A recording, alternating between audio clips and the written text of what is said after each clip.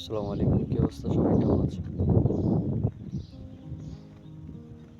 আসলে কিছু বলতে চাই, সো আবার বলতে ইচ্ছে করে না। কারণ জীবনটা আপনার।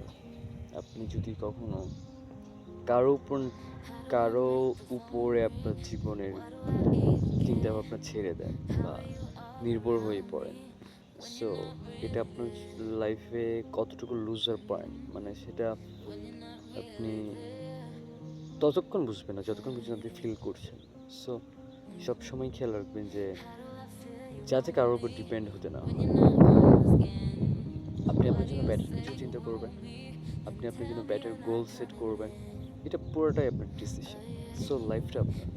ইন ফিউচার অর প্রেজেন্ট সবসময় নিজের উপর ডিপেন্ড করবেন।